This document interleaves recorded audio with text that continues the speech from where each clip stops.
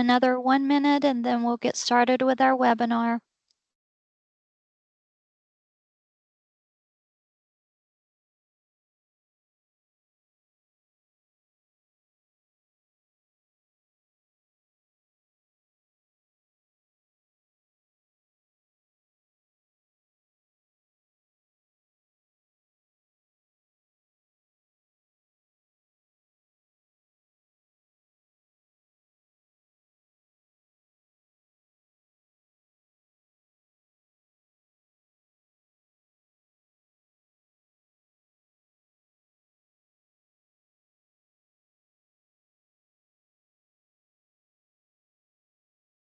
All right, I'm going to go ahead and get started. We've got about 17 folks on the call today. Thank you all for joining us.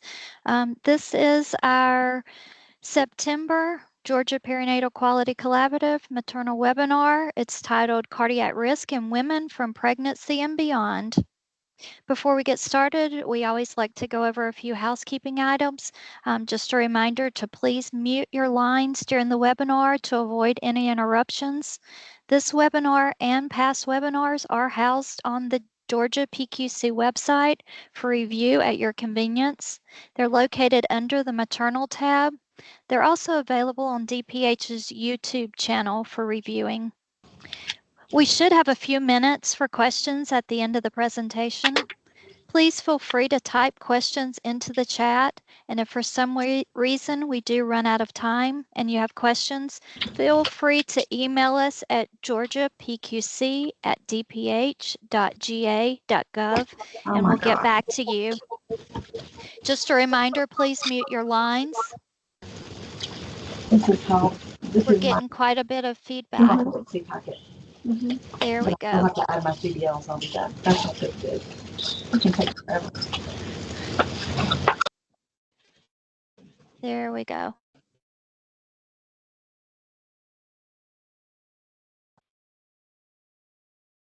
All right. We're excited to share that Georgia PQC is partnering with the Institute for Perinatal Quality Improvement to provide their Birth Equity Modules course. We're providing 100 seats at no cost, and they're available on a first-come, first-served basis. Registration for the modules using the free promo code are available through Monday, September the 23rd. All 4 modules must be completed by the close of business on Monday, September the 30th. You will receive CNE credits for completing all 4 of the modules. If you or your facility did not receive the promotional flyer and are interested in the IPQI Birth Equity modules, reach out to me and I can send that to you. Completion of the Health Equity modules will improve your facility's commitment to AIM's 5th R, the respectful, equitable, and supportive care. If your facility is interested in joining the Cardiac Conditions and Obstetric Care Initiative, please reach out to me or use the QR code on the screen. We're currently recruiting for Wave 3, which is slated to open in January of 2025. We'd love to set up a call with you and your team to walk through any questions you may have and provide some additional resources. Currently, we have 16 actively engaged birthing hospitals, and our goal is to have 28.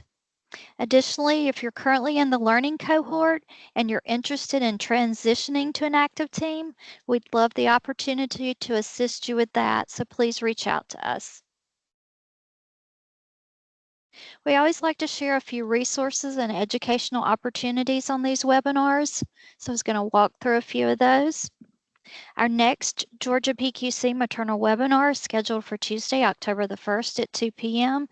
and our guest speaker will be Dr. Jennifer Louie from Pennsylvania. She'll talk to us about cardiac care in the 4th trimester.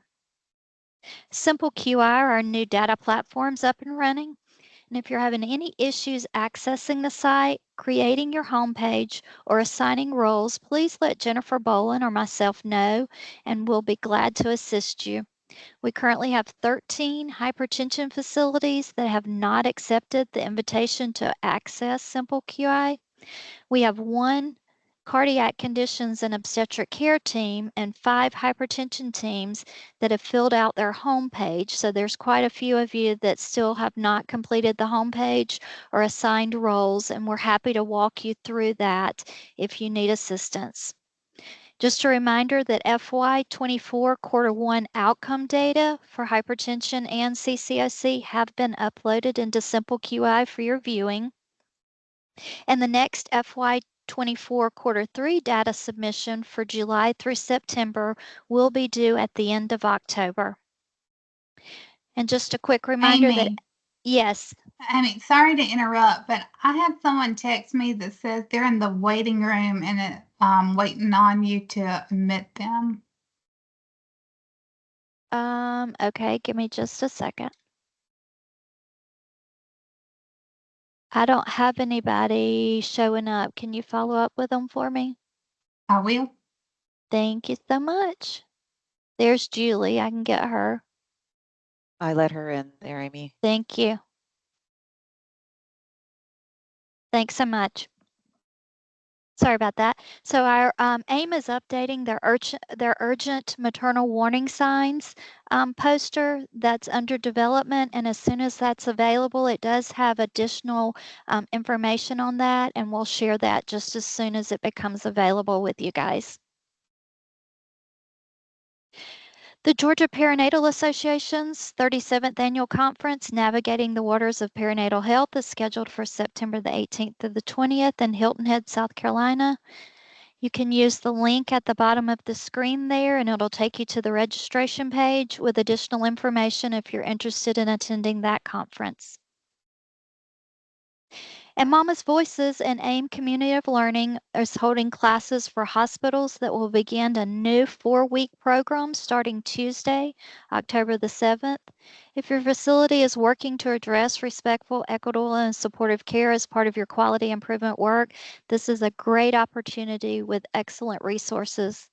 The community of learning incorporates people with lived experience and ways to effectively build a patient engagement culture and perform work that integrates patients and their support systems into perinatal work. And for more information or to secure your spot in these classes, I've added the QR code as well as the web address for more information to join that. The next obstetric patient safety workshop, hosted by Hope for Georgia Moms, North Georgia Health Systems Center for Simulation and Innovation, and AWAN, will be September 18th and 19th. This is a wonderful opportunity as well to enhance skills in managing OB emergencies through simulation and debriefing. Please contact Tasha at the email address on the screen if you're interested in this training opportunity. And before I turn it over to our speaker for today's webinar, a quick reminder of why we are here today and why we continue to do this work. Our goal is to reduce severe morbidity and mortality related to maternal cardiac conditions in Georgia, and our aim is to, by February the 6th, 2026, which is known as Go Red Day, to reduce harm related to existing and pregnancy-related cardiac conditions through the 4th trimester by 20%. So this is always available on our website, or you can reach out to us. It has the key drivers as well as the interventions that go into the structure and process measures. So we always like to show that. Now, without further delay, I'd like to introduce our guest speaker for today's maternal webinar. Please help me give a warm welcome to Dr. Deirdre Mattina. Dr. Mattina is a staff cardiologist at Cleveland Clinic, Beechwood Family Health Center, and medical director of cardio-obstetrics at Hillcrest Hospital. She began her medical training at the University of Michigan Medical School and went on to complete her internal medicine residency at Columbia University in New York City and her cardiology fellowship at Henry Ford Hospital in Detroit. She's board certified in internal medicine, general cardiology, echocardiography, and nuclear cardiology.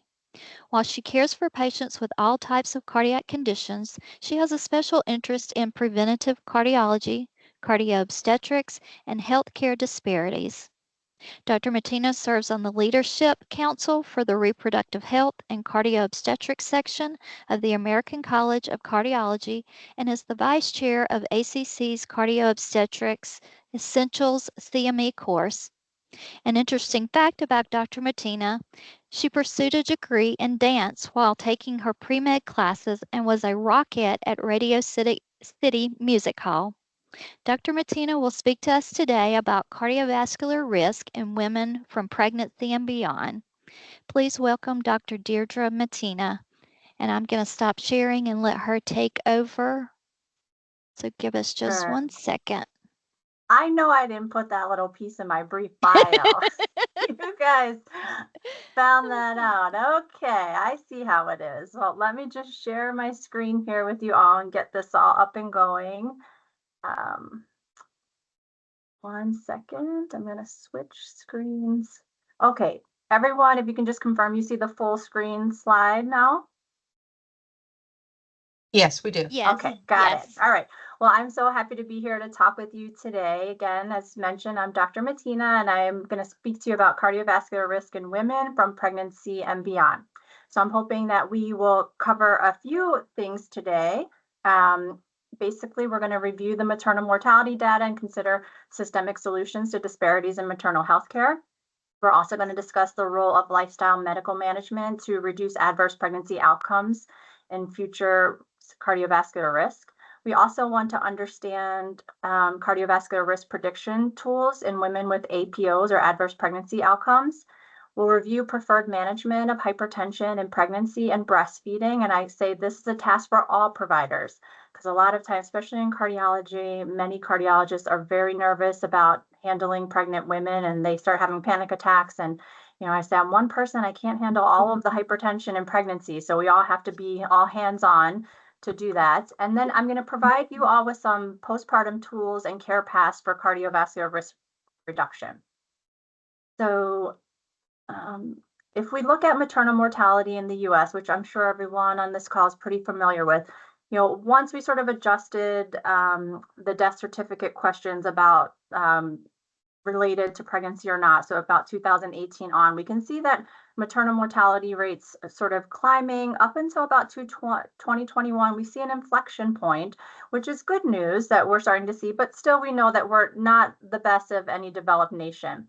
And when we start to break down these maternal mortality rates, we can see that there's definitely disparities that exist. Black women 3 to 4 times more likely to die in pregnancy than white women. And then we can see through the times how that disparity has persisted over the last couple years.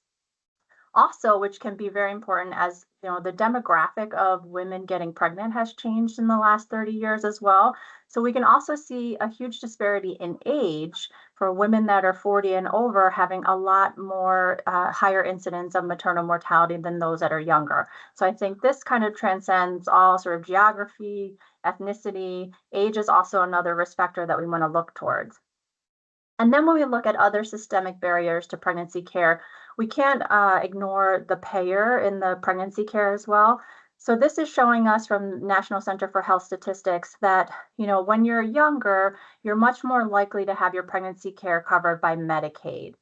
So we can see that those high numbers of pregnancy care by Medicaid. And then when we break that down by ethnicity, we see that the majority of our Black and Brown residents are covered by Medicaid as well for their pregnancy care. So less private insurance in those.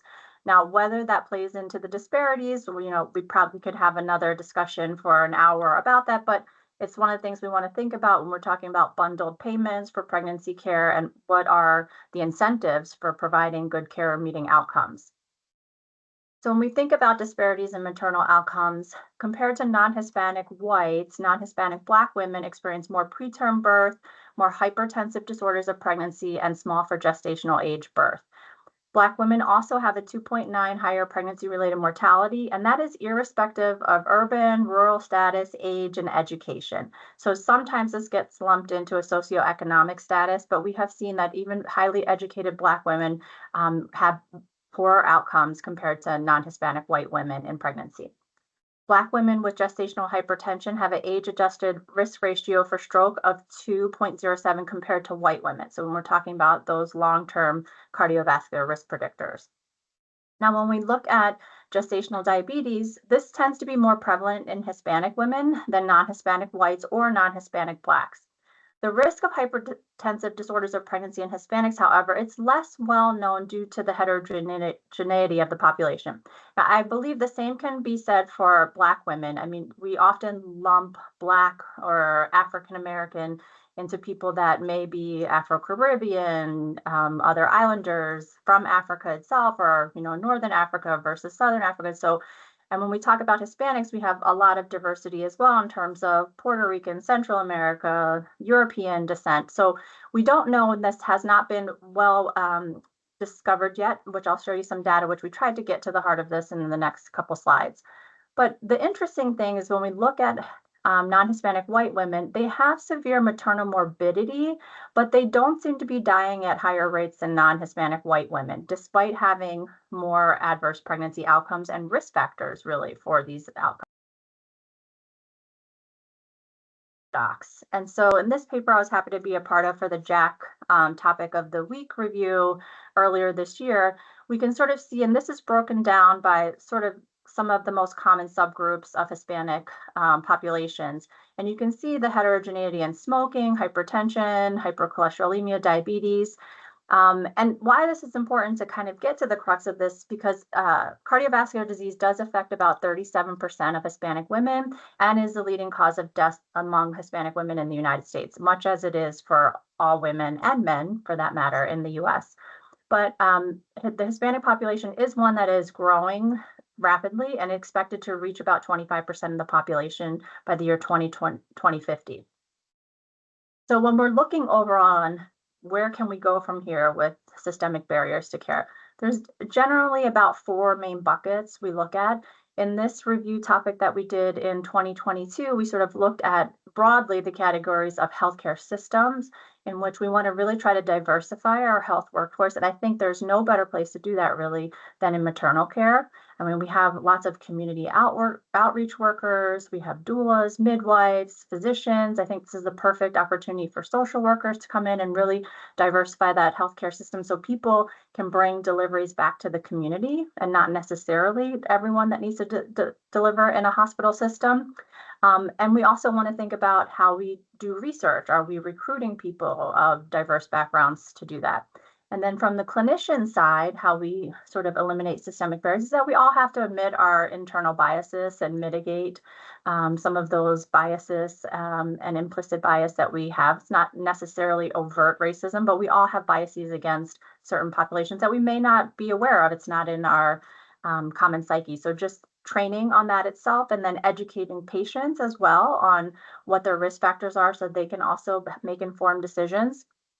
And then when we look at professional societies, we really want to standardize race and ethnicity terminology. I know in my current institution, it's kind of wild how people get labeled for their ethnicity. I mean, it's like the scheduler at the desk makes up a race or ethnicity for the person. I don't think that people actually fill that in themselves. And a lot of times, this is based on whatever preconceptions we have. So I think making a standardized what the race and ethnicity terminology is so that it's the least offensive as possible and then accurate as possible as well. And then on a government side, obviously, I've spent a lot of time sort of lobbying Congress for some of these healthcare acts within cardiology, but it takes a long time. And I don't know if any of you have been involved in this. Years go by where you're going back to politicians over and over again about one simple bill that makes sense to everybody, but it has to be tied to 3 other bills that have nothing to do with it. And it can be very frustrating, but really the only way that change happens is through policy. As many of you probably know, the Omnibus Act, I mean, those are the things that are going to create change when we have sort of guidelines in place and strict things to follow. Why cardiovascular health is so important in pregnancy. I love this study from the American Heart Association. It's really based on looking at why do we have such bad cardiovascular outcomes in pregnancy in America. Obviously, we're not the healthiest population in the world, but we do spend quite a bit of money on healthcare without good results to show for it. So this study is looking at 20 to 44-year-old women, so pretty average age of what we see getting pregnant. And it's saying if we use back then in 2020, this was the Simple 7, American Heart Association Simple 7. It's moved to the essential 8 now by adding sleep patterns in there. But if we look at these sort of 7 components of what we call ideal cardiovascular health, so a balanced diet, getting normal physical activity, not smoking, having a normal weight, blood pressure, cholesterol, sugars. So if you had 4 to 5 of those components, you're considered in ideal cardiovascular health. If you had 2 to 3 of those components, you were in intermediate cardiovascular health. And if you had 0 to 1 of those components, you were in poor cardiovascular health. So looking at this, we can see that only 5%, and again, these are young women, only 5% of women are in ideal cardiovascular health when they get pregnant. 2/3 of women are in intermediate cardiovascular health, and more than a third of women are in poor cardiovascular health. I mean, these are not hard goals to achieve, right? Not smoking, getting your blood pressure controlled, that buys you like 2 right there. So we can't expect to be unhealthy getting pregnant and have healthy deliveries. So really, a lot of this work needs to be upfront with primary care doctors and counseling women pre-conception. And one of those ways we can do that, we can think about some of those patterns we can do before pregnancy, preconception, during pregnancy. We do have good data about Mediterranean diet. We know that those women that have greater concordance with a Mediterranean diet, they have a 21% lower risk of any adverse pregnancy outcome and a 28% reduction in preeclampsia.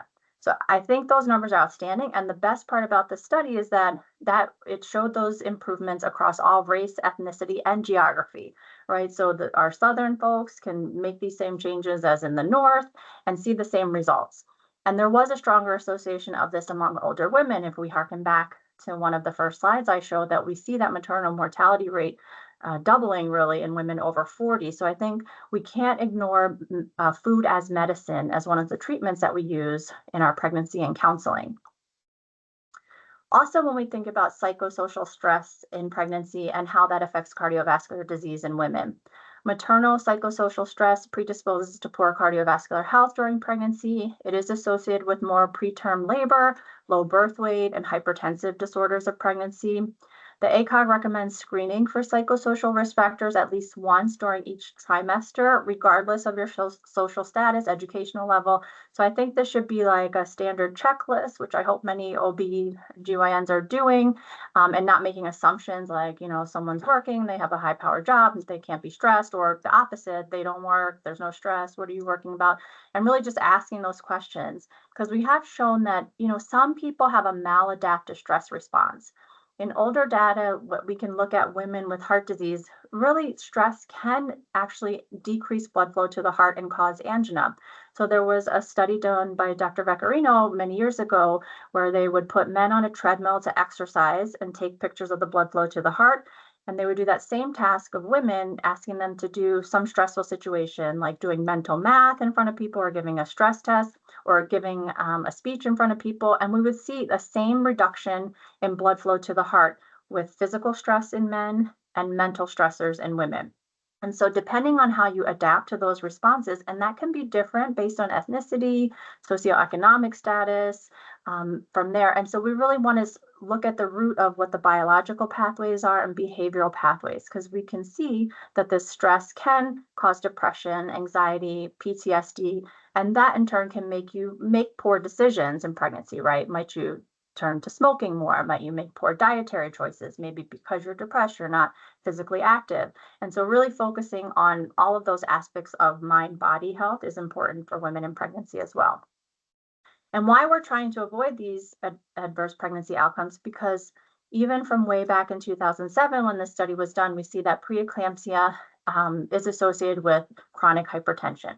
The risks are nearly 4 times greater if you develop preeclampsia, and that's even if your blood pressure completely normalizes after pregnancy. We can see this it's like a kickstart to chronic hypertension, whereas many women will develop high blood pressure in their 60s after menopause. Women that experience hypertension in pregnancy, they seem to vascularly age by about a decade, and we start to see that hypertension maybe in their 40s and 50s instead. Preeclampsia is also associated with an increased risk of ischemic heart disease, nearly 2-fold increase. And there is an all-cause mortality increased risk with preeclampsia. So these are conditions we thought were isolated to pregnancy, benign, they happen, you survived, good, go without your day. But now we're starting to see this long-term data that really is showing that probably this microvascular dysfunction is leading to other organ dysfunction later on. And why that happens is this is what I show to all my patients in my postpartum heart clinic as a sort of what does preeclampsia have to do with heart disease? Why am I seeing a cardiologist to talk about my high blood pressure and pregnancy? And I explain to them sort of simply, in a normal pregnancy, you have these spiral arteries and uterine arteries that are supposed to dilate, release nitric oxide, and dramatically increase the blood flow to the placenta. Baby's happy in a normal pregnancy, baby grows. However, in preeclampsia, there's actually a problem with the vasculature itself. They're not responding well. You actually have lower levels of estrogen a lot in obesity. And so there's less nitric oxide being released, less blood flow. And then we have sort of this chronic state of low oxygen. You're getting microinfarcts to the placenta. Baby is smaller, releasing stress hormones. On a more micro level, that same diagram, when we look at where all those influences are coming from, we can see that uterine blood flow in a normal pregnancy, you have smooth muscle relaxation, which can dilate the arteries. That same process doesn't happen in preeclampsia. And as I mentioned, you can see less estrogen, which then activates these smooth muscle relaxation pathways with nitric oxide to dilate the uterine arteries. When you have less estrogen around, you're not getting as big effect from them. So on a microvascular level, we have a problem with blood flow. And in turn, that's why we think that aspirin may be important in this pathway to, create laminar flow as an antioxidant or anti-inflammatory to improve placental blood flow. So we have tried many things. As I mentioned, aspirin is our main course for preeclampsia prophylaxis.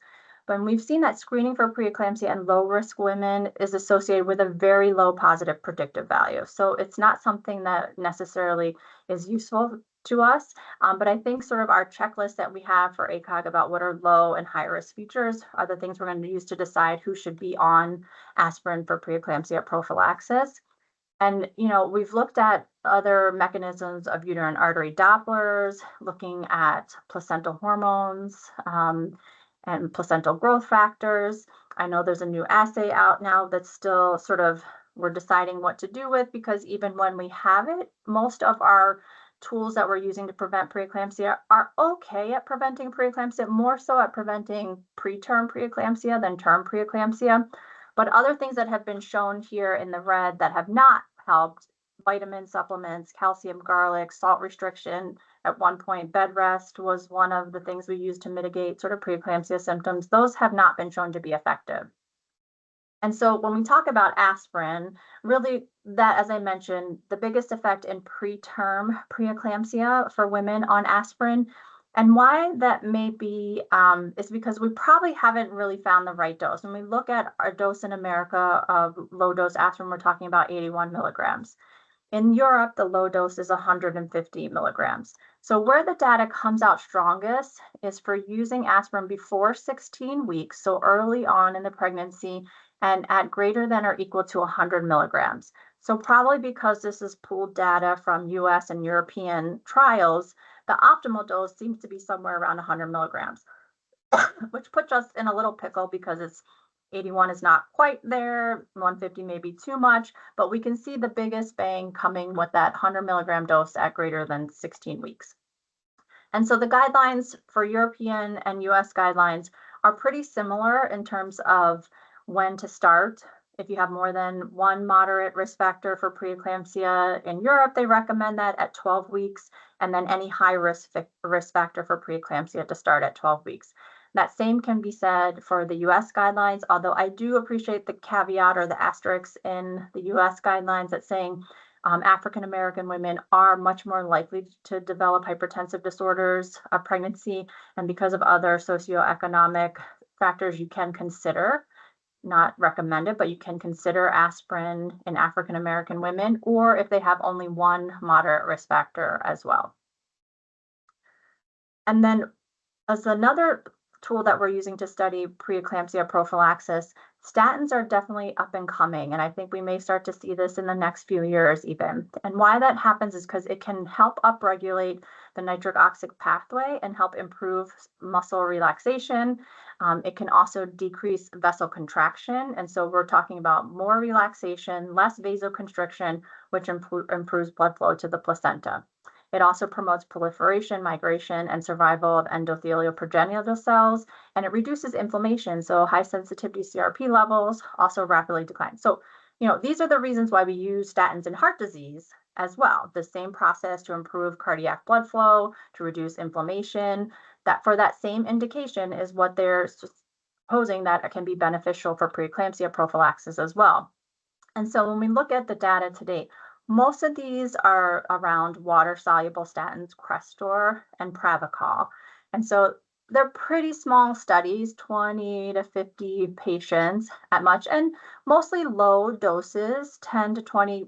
Pravastatin is one of our weakest statins. So even at 40 milligrams, you're still pretty much in a low dose statin level. And what we can see in the outcomes of some of these trials is that we do see some reduced rates of preeclampsia, especially with severe features, reduced rates of preterm delivery. And then, I think this is really the next frontier that we're going to start thinking about for preeclampsia prophylaxis. Now, when we think about long-term, again, how are these effects of preeclampsia long-term? This study done in about 1,400 women. Now, this was done in Copenhagen, so it's about 95% white population, but middle-aged women that had preeclampsia. So we can see that those that had preeclampsia later on in life are much more likely to have hypertension, cholesterol issues, obesity, and diabetes than those that did not. So there are some underlying risk factors that sort of carry forward. And then when we look at a coronary calcium score and a coronary CT, which is a CAT scan designed to look at blood flow in the artery. So it's essentially a non-invasive heart catheterization. We can see and lay out the artery and look for cholesterol buildup within the arteries with contrast dye that you would use for a CT. The other portion of a coronary calcium score is looking for hardened calcium in the heart arteries. That doesn't require contrast, but you can use a score to sort of risk stratify to low, intermediate, and high risk. So when they screened women with and without preeclampsia, again, as I mentioned about this sort of vascular aging, we can see any presence of coronary atherosclerosis was higher at every age point for women with preeclampsia. So again, it ages you forward like 5 to 10 years just by having preeclampsia. And when we look at, again, what we use in cardiology is a pooled cohort equation to calculate cardiovascular risks in women 40 and above.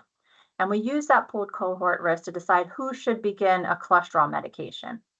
In general, we start to think about a definitive plan for cholesterol medication when that pooled cohort or ASCVD risk is above 7.5%.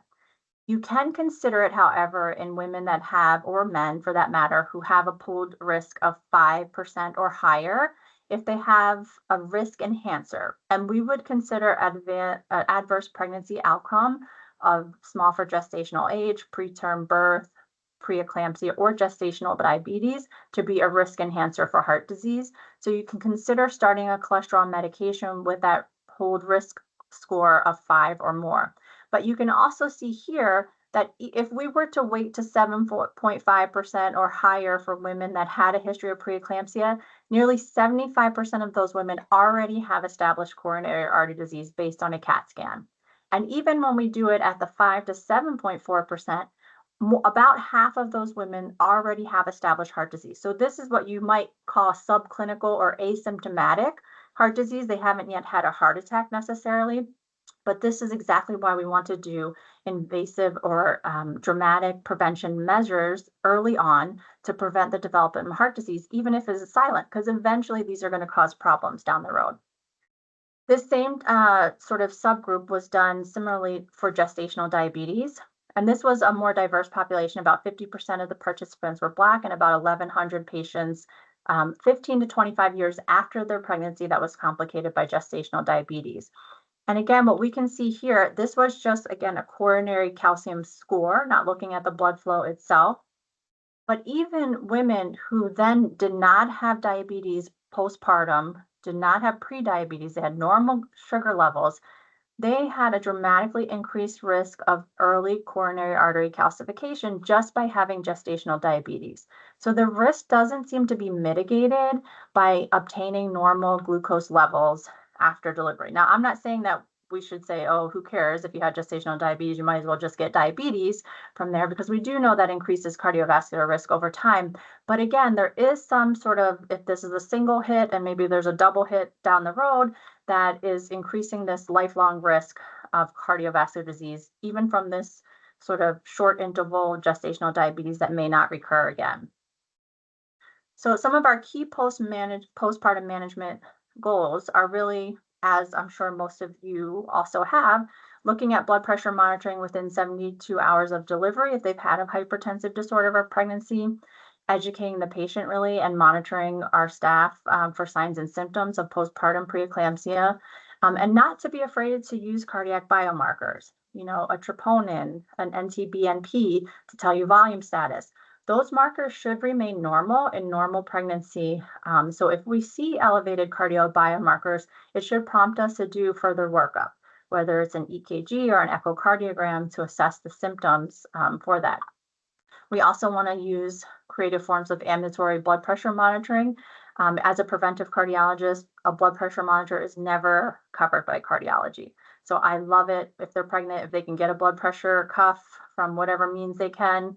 I tell them to hold on to it and use it for as long as possible unless they have to return it, because they'll never be able to get one again through insurance. Also, we want to educate the patient on future pregnancy risk, and I'll talk a little bit of how I do this in my postpartum heart clinic. And if they want to have more children, might maternal fetal medicine need to be involved? Or if they don't, what is the safest contraception that we should use to sort of mitigate that risk? We want to educate them on their future cardiovascular risk, also when to use aspirin in a following pregnancy if they've had an APO before.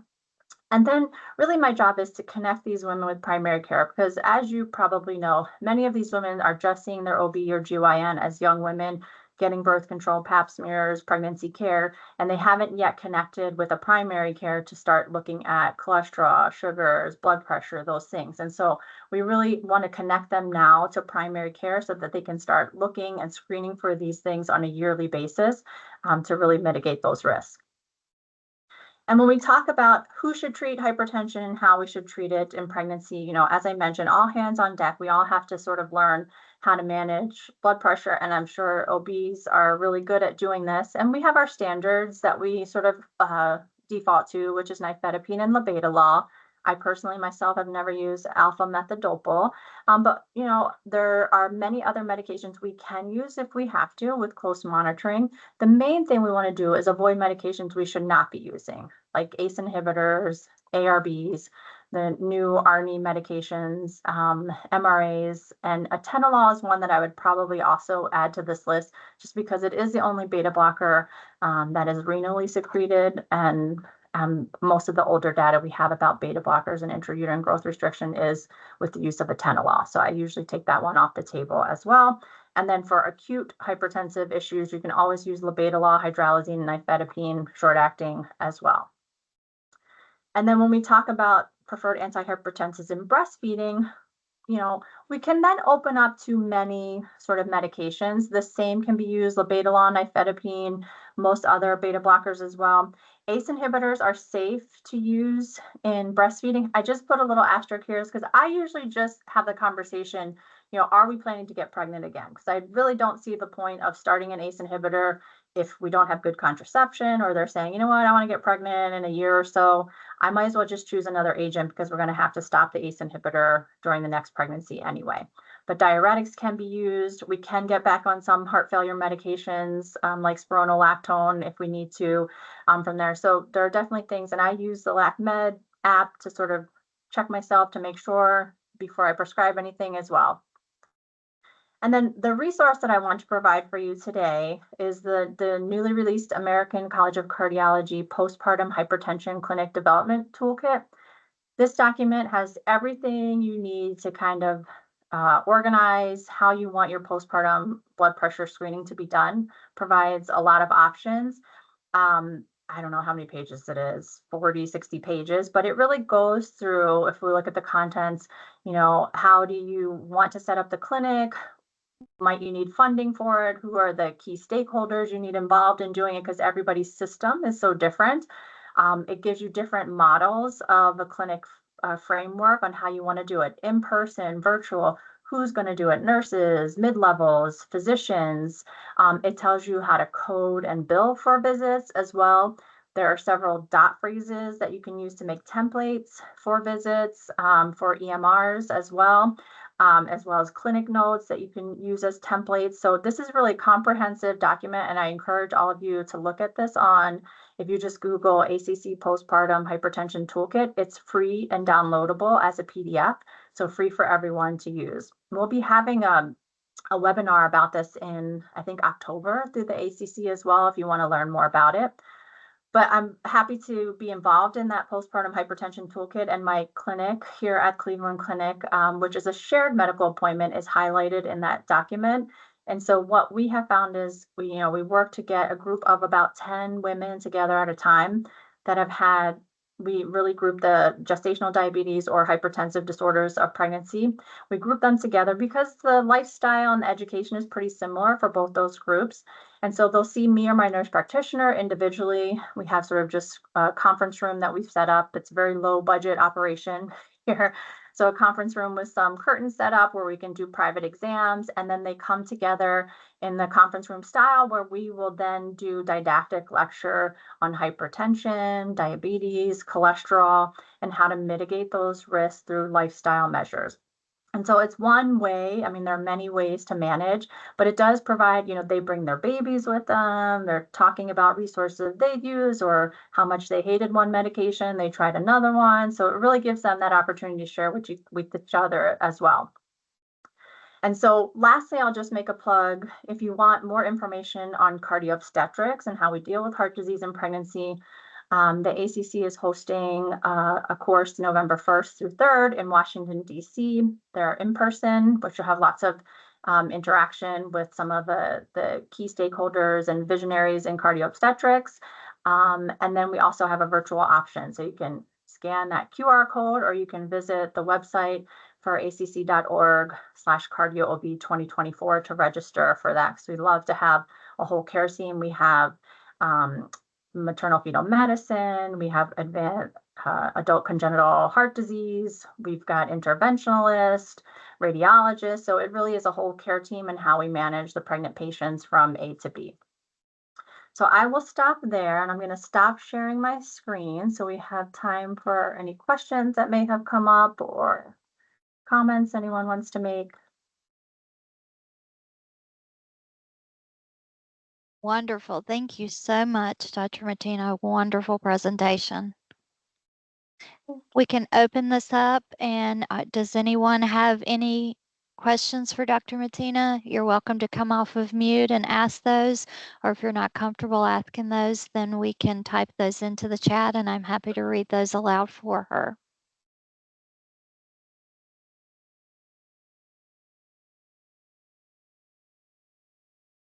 One of the things I found very intriguing, and Lisa and I were doing a little text back and forth, is the whole concept of how diet and estrogen and plays into a lot of those different factors. So that was very, very interesting to me. Yeah, I think we forget about diet as one of our medical tools. I mean, you have two extremes of patients. I have patients where I spend 40 minutes trying to get them to take a statin when, they have risk factors for heart disease, or even if they have heart disease, because they've heard so many bad things about Lipitor, this on Google, Dr. Google rules everything. But yet they'll pull out their bag full of vitamins that they're willing to take every day, 25 vitamins and minerals and supplements, right? And so, I think diet ways does appeal to some younger patients who may not necessarily be in tune to taking chronic pills every day, to say, well, here are the things that you can do to minimize your risks, minimize the amount of medications you can use as well. So I think it's a good tool to sort of remind them. And there are several things. We have like a dot phrase that will just get them started, because, we don't have a lot of time in a clinic appointment. So it's not like people are going to sit there and extensively go through, if you have diabetes, that's really the only place in medicine where dietitian services are covered for a very brief period of time and like once in your life. Otherwise, it's very expensive to see a nutritionist within the healthcare system. And so I'll usually just start with some books that I find helpful that were for reading materials, or I'll give them table or graphics like, hey, try to switch this for that and this for that to make it easy and digestible, and not just say, okay, lose 20 pounds and you'll be better, but give them specific sort of short-term goals to work towards. Thank you so much. Any other questions? We've got some comments. Just, I'm not sure if you can see the chat. Dr. Martina, this was an amazing presentation. Really appreciate you taking the time to present. Very informative. And then Dr. Callan's excellent presentation. And Valerie said, very interesting presentation. Thank you. Thank you Any all. other questions, comments?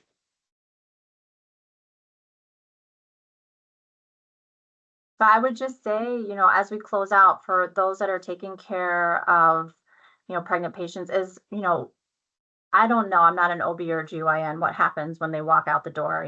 I know your job is to kind of get them through delivery and then that's it, but really making sure they're connected, if not with a cardiologist, not all of them need to see a cardiologist, but that they have a primary care. If they've had any adverse pregnancy outcome, that they need a primary care that's going to start screening. And we're working, 'cause not a lot of primary care doctors are even aware so much of what these long-term outcomes are. So if we can educate patients and then they take it to their primary and said, you know what, my OB said I was supposed to come here because I have an increased risk of heart disease with preeclampsia. Just tell them that, and then their doctor will be like, okay, let me look at this. We have to inform ourselves as well. And I think one of the things that, we're working really hard through our perinatal quality collaborative is to do that screening side of it. So providing the CVD risk assessment screening in our OB settings, as well as working with our emergency room, family practice, residency programs to do that screening, so that if they are identified with those high risk factors, to get them into cardiology. And then, of course, like you said, covering that loop that a lot of Georgia's a very rural state. So a lot of those women who may be identified early in pregnancy as having risk factors, they see the cardiologist during pregnancy, but when they have issues postpartum, they're showing back up into their local ER. And that may not be necessarily the same place they're delivering. And so making sure that they get that loop of primary care, whether it be, the cardiologist or family practice, to meet all of their needs. So we're working really hard to make sure that we get screenings done in the state. I would say the other thing that has helped us, with the EMRs, everyone has a slightly different system. We've been good about integrating different systems, even within Cleveland itself. You can have so many hospital systems so close to each other. But even within Cleveland Clinic, most of our deliveries are in the region. Not only the very high adult congenital patients are delivered at main campus. So that could be like 5 deliveries a year, right? So the grand majority of patients are delivered in the region. And so we found it important to create a delivery care note that is on the EMR so that everybody can see it. We may plan for them to deliver on the east side, but they happen to be at a picnic on the west side and they're going to a different hospital, right? So it just alleviates that, deer in a headlights kind of when someone comes in unexpectedly. So the plan is laid out, who needs to be in the room, what we're planning for delivery, anesthesia, all those things. So I think having a more codified workflow is great for everyone. And that multidisciplinary team, as you just mentioned. Dr. Callens, would you like to come off of mute? I see your question about billing guidance is much needed. So additional maybe information on that. Sure. I just am looking forward to reviewing the toolkit. One of the things that we are needing to streamline would be how we utilize this postpartum extension of Medicaid, especially, and how we are making sure that when we do connect to resources or connect to the primary care provider, that we're stressing the utilization of that adjustment that we've made. And so I'm looking forward to reviewing the toolkit to see what those billing codes are. I think the cardiologists will appreciate that, but also our PCPs as well. And so again, we do have this extension, which is wonderful, but we have to promote the utilization to improve the interpregnancy healthcare of our moms. Right. And I think it's complicated. I choose to know as little as possible about insurance and billing because it's like mind-boggling. I mean, at least at the specialist level, once someone sees me, I bill for an office visit, whatever blood pressure management. The thing that's not covered necessarily are preventive sort of screening things. So as I was showing the data about coronary calcium score, that's not covered by insurance. It's seen as a preventive screening tool. It used to be $350. It's come down to $70 cash only. So, there are tools available that sometimes just based on patient we can't do. But if someone sees me and they have shortness of breath, it should be billable through symptoms. Obviously we do our thing as we get there, but the toolkit will be helpful in terms of how you bill, even for our shared medical appointment. All those patients are seen individually by me, so they're billed as an individual office visit. The education piece is separate, but it's a 90-minute visit. And so they each get their time individually with me, and then we do about an hour or so of education after. The education part is not billed for, right? I just bill for my office visit, my clinical exam, any labs or things I do. But I think the toolkit will be helpful also in how you would bill for, especially as we talk more about virtual care. And that's the thing that can be different now post-COVID, because after COVID, it was kind of like everybody can see everybody everywhere, no matter what. And now the states are kind of tightening up again about where your license is valid and where the patient is located. So it has some guidance about that as well. Thank you both. Any last questions?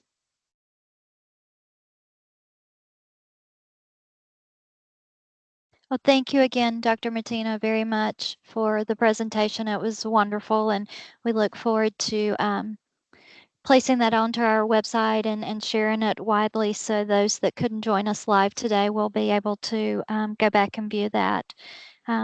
If you do think of any questions, have any follow-up, please feel free to reach out. If we can't answer those, we will follow up with Dr. Martina and get her responses and get that back to you. I will follow up with an email with the resources from today's webinar. A reminder that it will be available on our website and on our DPH YouTube channel in the next week or so for sharing and reviewing. And please make plans to join us. Our next webinar will be October the 1st, and our guest speaker will be Dr. Jennifer Louie. And thanks so much again, and have a wonderful rest of your day. Much appreciated.